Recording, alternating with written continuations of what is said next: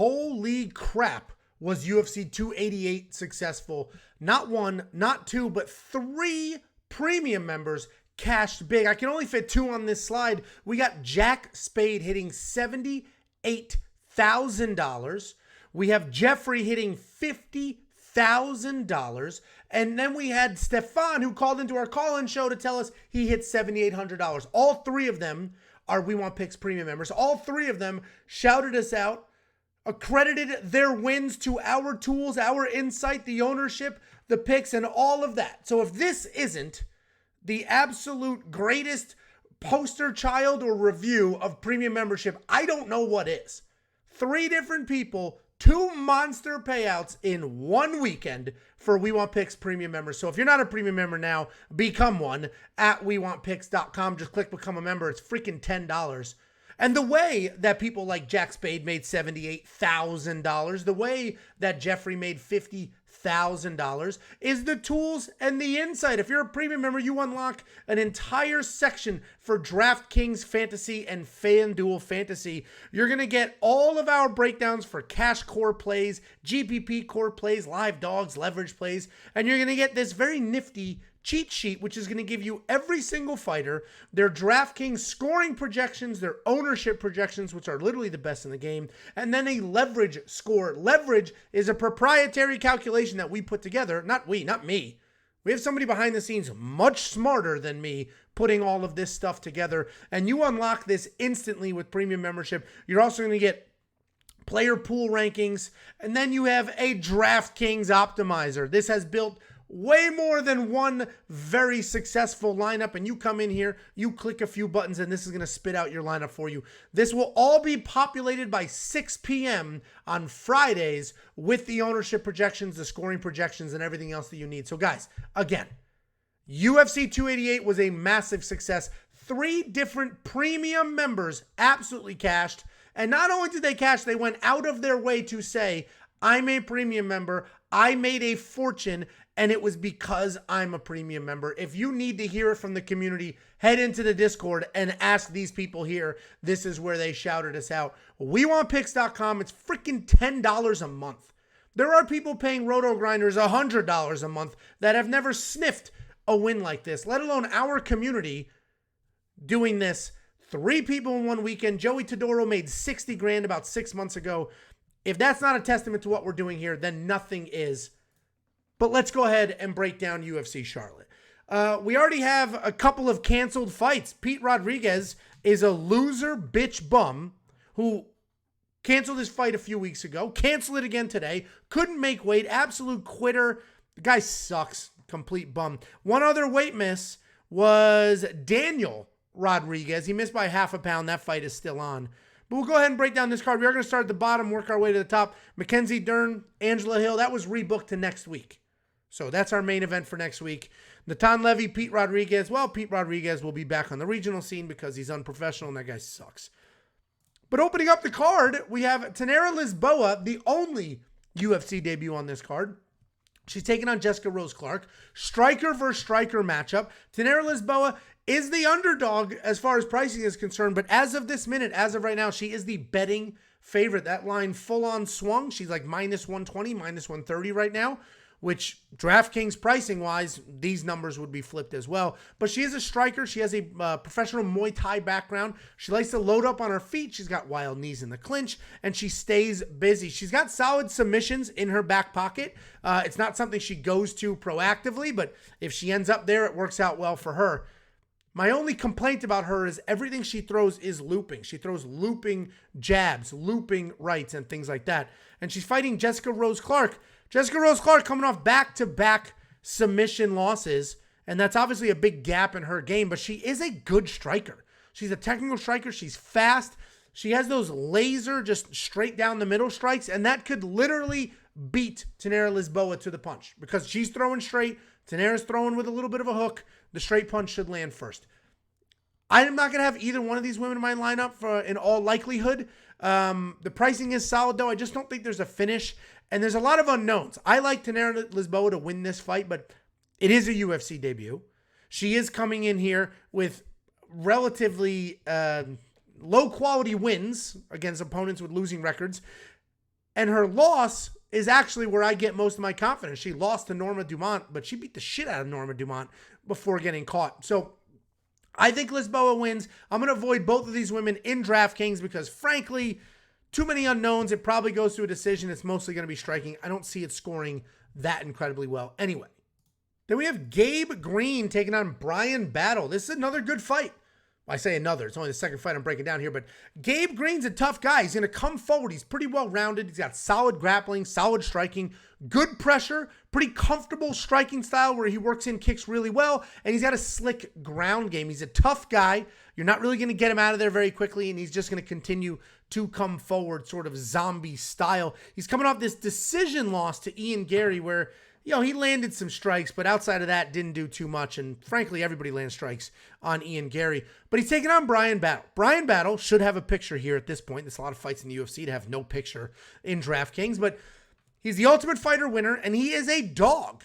He has no background in anything, right? He didn't come from wrestling, boxing, kickboxing. He started his career as an MMA fighter, and you see his evolution in every single fight. I talk about his body transformation. Every single fight, this dude looks better. Check him out at the scale. He looks way better in this fight than his last fight, and his last fight was in December. It wasn't even that long ago. Bryan Battle continues to improve. He's got some power in his hands, decent striking, decent grappling. He's pretty good everywhere. But his trajectory is absolutely insane. He is coming off the one-sided mauling loss to Rinat Fakhretdinov, but he was just taken down over and over and over again. But you know what I loved in that fight is he never accepted being taken down. At no point were both of his shoulders on the mat doing nothing. He just kept getting up, kept coming forward, kept trying to make something happen. Yeah, he landed 3 strikes in the fight, or 25 strikes, 3 significant. He got his ass kicked. Don't get me wrong. 2 judges said that he gave up 2 10-8 rounds. But again, he never accepted it. He just kept coming forward. And I think a loss like that to a kid like this is actually a good thing because I imagine he spent his entire camp learning to get back up. At $7,900, I like Bryan Battle. I think he's going to get up if Gabe Green takes him down. I think he's probably has the better striking, or at least he's got some very solid one-punch knockout power. With his kicks. So I like Bryan Battle to win this fight, and at $7,900, I think it's solid value there. Then we have Yeon Kim. I'm going to tell you right now, do not spend this $8,900. That's absolutely absurd. Fade Yeon Kim. She probably wins this fight, right? She's a solid striker. She does like to fight at range. She likes to pick people apart. She does have this 4-fight losing streak, but there are some close decisions and some bad decisions. She beat Kuchera, right? There's some solid fights in here. And look at the numbers. 170 significant strikes, 122. And she actually puts up decent numbers. 68 points in a loss to Kuchera. You add 30 if she got the win. Gots the win. If she got the win, that would be 98 points. That wouldn't have been terrible. But I'm not spending $8,900 on a woman who can't get a finish to save her life. And I say that, but her last win was a finish, but who's this, right? Anyway, I'm not going to spend the $8,900 on a female fighter who is on a 4-fight losing streak, who's fighting somebody that's actually pretty tough. So I'm not going to spend that money. Yeon Kim probably does win, but she is fighting Mandy Bohm. Mandy Bohm is better than her UFC record, right? She lost a striking match. She lost a grappling match, right? She was dominated by the striking, and she was taken down twice, gave up 7 minutes of control time in her last fight against Leonardo. So all in all, Mandy Bohm on the regional scene is pretty well-rounded. We've seen her with takedowns. She's got solid striking, decent grappling. But in the UFC, she just hasn't put that together. She hasn't made that happen. If she wants to come forward with a wrestling game plan, then she could come forward with a wrestling game plan and make something happen, right? She could potentially beat Yeon Kim. But I haven't seen her wrestle in the UFC. I don't know why all of a sudden she would, and I can't put faith in that. So I'm going to fade Mandy as well, even though she is a very affordable $7,300. But I just imagine this is going to go to a decision, probably be, a pitter-patter striking match. Then we have Douglas Silva de Andrade, and he is taking on Cody Stamann. Douglas Silva de Andrade, probably a solid underdog here, right? At $7,700, he's probably a solid underdog, and it's not a terrible decision to put him in your lineup because he's been around forever. He's fought a who's who: Renan Barão, former champion, Petr Yan, Vera, Font. This guy has fought the who's who of 2 different divisions. And he comes in here. He is a bit of a weight bully, but he's a big guy. He's a powerful guy. He's got solid striking, can make things happen. He's compact, good boxing. His BJJ is very solid as well. He's not really looking to take people down, but if you take him down, you can end up in a little bit of trouble because he does have that good BJJ. And he's coming off this decision loss to Said Nurmagomedov. He's fighting Cody Stamann. Cody Stamann, well-rounded guy himself, right? Solid wrestler. He's wrestled at all levels. It's solid boxing. He's been boxing since he was a teenager. And he's just a good technical guy. Sets a nice pace. Doesn't have that one-punch knockout power, right? He's going to come forward when he does get finishes. It's just volume. It's just pressure. He's going to keep coming. He averages almost 3 takedowns per fight, and he has a 69% takedown defense. But he needs to dictate. If you pressure Cody Stamann could have some problems. I think this is a close fight. I think Cody Stamann probably wins this fight, but we need underdogs. You need underdogs in your lineup, and I think Douglas Silva de Andrade is a solid underdog. I do not see him getting finished in this fight. Absolutely no way. And he's definitely the more dangerous of these 2 fighters. So I like Douglas Silva de Andrade for a potential lineup spot, even though Cody should sneak out that win. Karl Williams versus Chase Sherman. Karl Williams wins this fight. And I think he should be in your DraftKings lineup at $9,400. It's because he comes forward. He's got very solid striking. He throws with intent. He throws with power, but it's not reckless. If he has you rocked, he'll try to get that finish. If he doesn't get the finish, he'll back up. He'll reset. He'll keep coming. He also has very, very good takedowns. He took down a Division I Penn State wrestler 3 times. He took down Lucas Bresky 8 times in this fight. And that's the kind of guy you're going to get. A high-pressure guy that has hands and wrestling, and he's absolutely going to put up numbers. Look at this, 130 points against Lucas Bresky. You should spend that $9,400. He's fighting Chase Sherman. Chase Sherman is a tough guy. I don't think this fight is going to get finished, right? I think Karl Williams is going to come forward with pressure, with takedowns, with striking, pressure, takedown, striking. Most likely goes to a decision. Chase Sherman did knock out Jared Vanderaa, but that is like the only time we've really seen have that incredible one-punch knockout power. The rest of these losses are volume, are decision. Harris actually put him out pretty cold, but the takedowns, for the most part, he does have solid takedown defense. Romanov took him down a bunch of times, but outside of that, he doesn't get taken down too often, and he does have his very first takedown ever in the UFC against Jared Vanderaa in that fight. But the reality is, Chase Sherman is tough, but he's just not good enough to win this fight. Karl Williams is going to put it on him and put up some very real numbers. We have Court McGee taking on Matt Brown. Court McGee, Matt Brown, essentially the same person. They're both older guys that are good everywhere, amazing nowhere, both very durable guys, both probably on their last fight or last couple of fights in the UFC, not because they suck, but because they're older and they're likely going to retire soon. Court McGee has turned into a bit of a grappler as of late. He has 8 takedowns in his past couple of years, 8 takedowns, 19 minutes of control time in these 3 fights. Right? His last 3 fights, 5 takedowns here, 3 takedowns here, and look at all of this control time. But if we go back farther, there's only a handful of fights where he really put a heavy grappling pace, but he's coming off this really bad knockout to Jeremiah Wells, and before that, he hadn't been knocked out, I think, ever. Nope, here we go. Ponzinibbio in 2016. So typically a very durable guy, but coming off that knockout loss. Matt Brown, on the other hand, is significantly older than Court McGee, but he does seem to be more durable.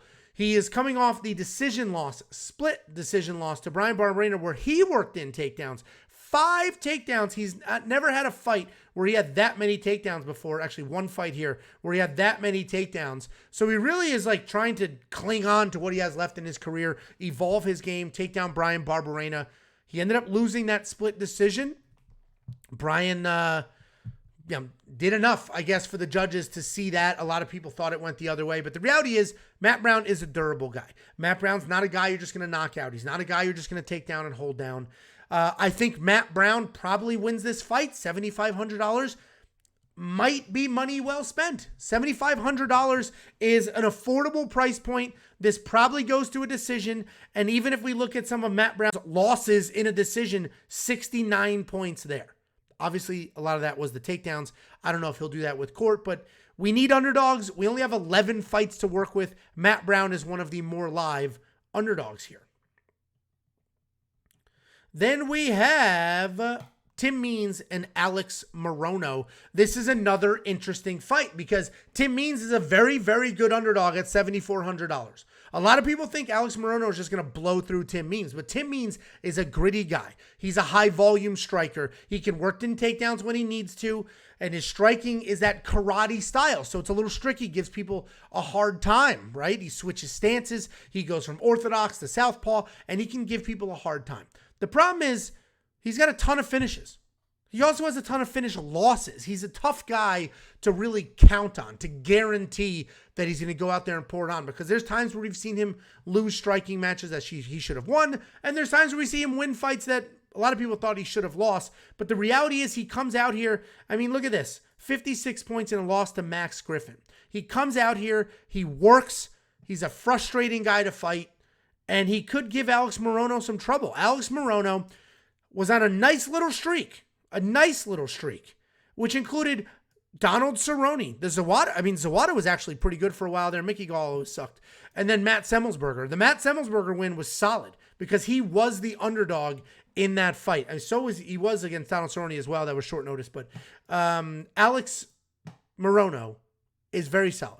Well-rounded guy, nice clean striking, solid grappling. His body awareness is very solid as well. He probably wins this fight. But I don't think anybody should be a 2-1 favorite over Tim Means just because of how tricky Tim Means can be. So if you're on the Alex Morono side and you're all in, a lot of people think he's like the best value on the card, frankly. I don't. Personally, I like Tim Means for DraftKings sakes. Alex Morono probably does win this fight, but we need underdogs.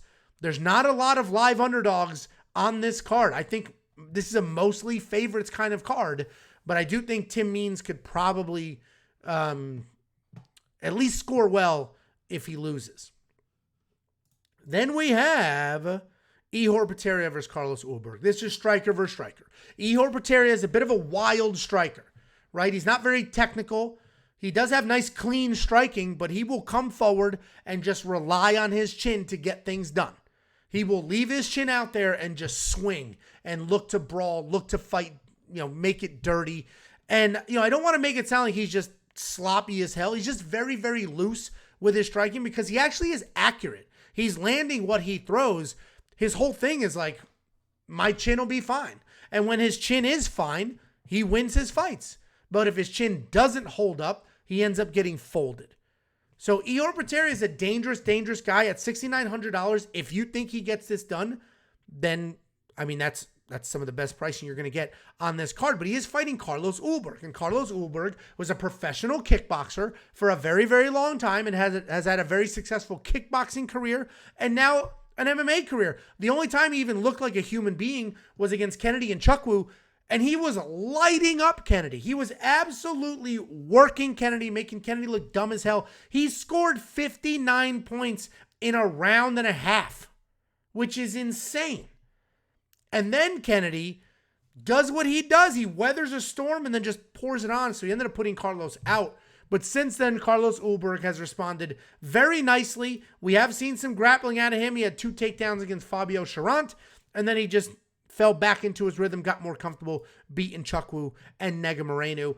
I think Carlos Ulberg wins this fight. I think he most likely wins by finish. $9,300 should be money well spent in your DraftKings lineup.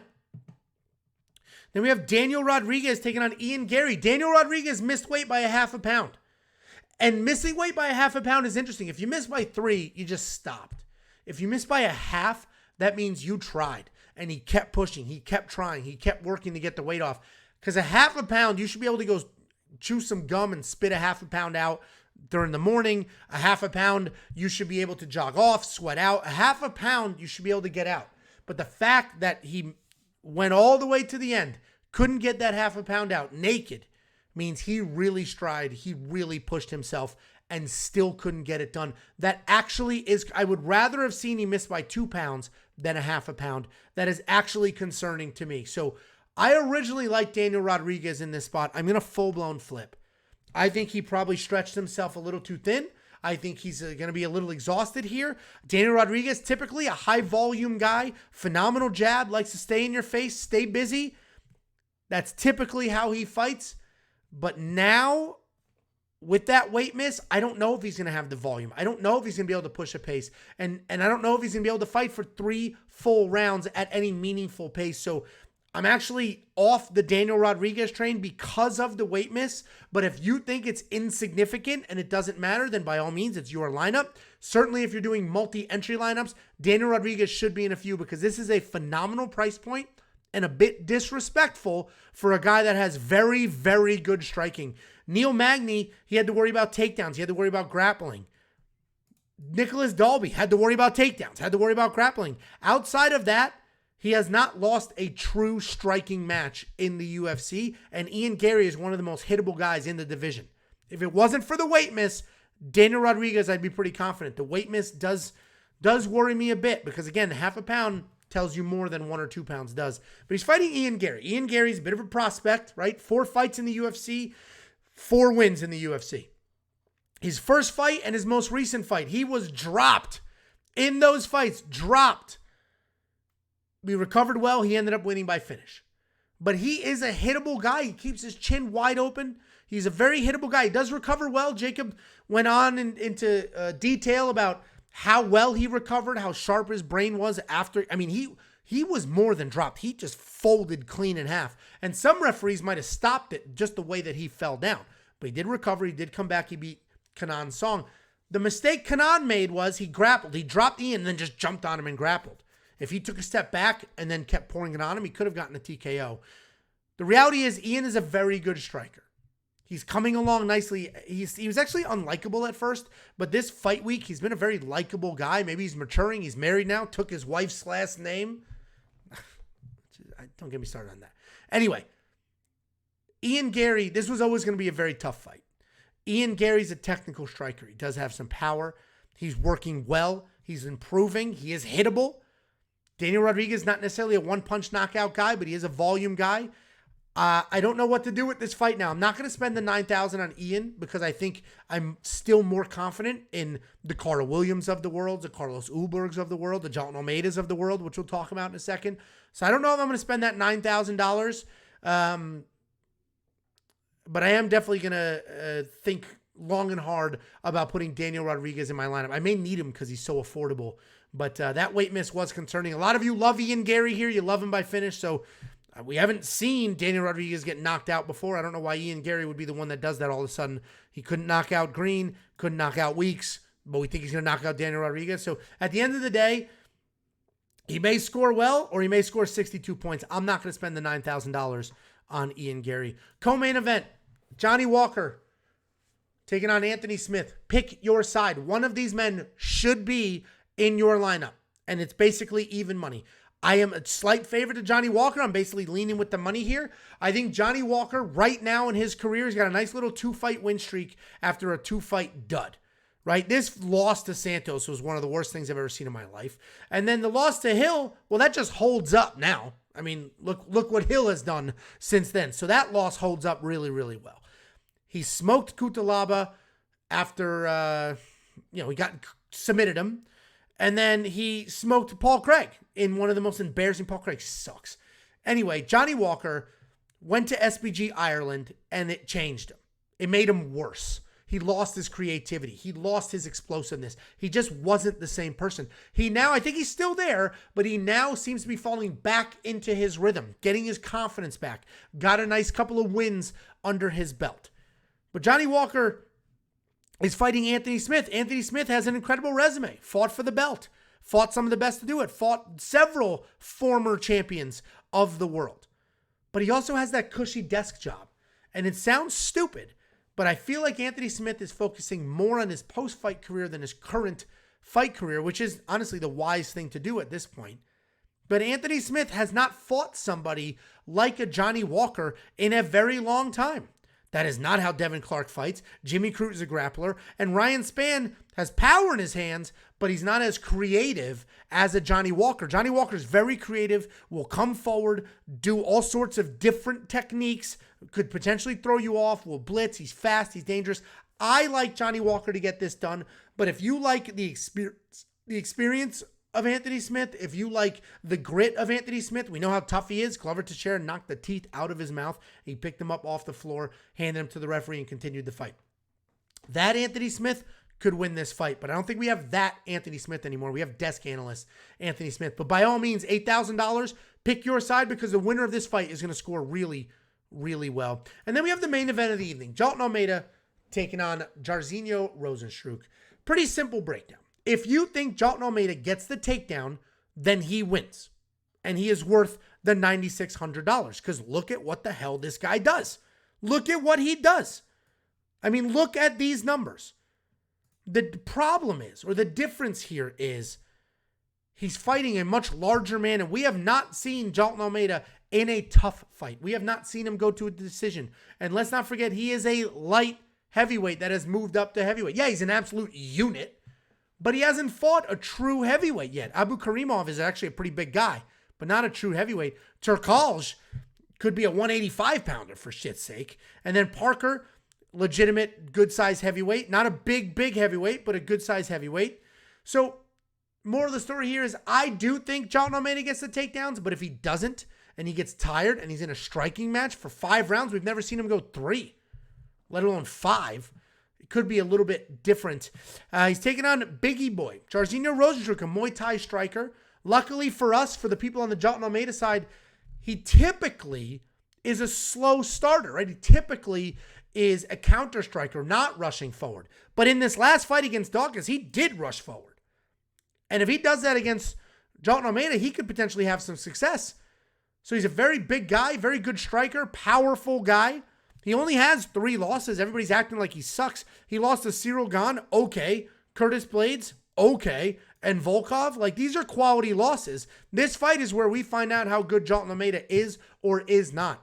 If Rozenstruik can defend the first takedown, defend the second takedown, if Rozenstruik can get Jairzinho or Almeida to back up, Rozenstruik could absolutely win this fight at $6,600. If you think that's the case, he should be in your lineup. I am on the other side. I think Almeida will get the takedowns. I think Rozenstruik rushing forward the way he did against Chris Dawkins will actually work against them. I think Almeida will drop, shoot, and then we should be good. Rozenstruik has been taken down by some of the better heavyweights in the division. I see more of that here. Guys, incredible success for the We Want Picks community. Incredible success. This is from last week.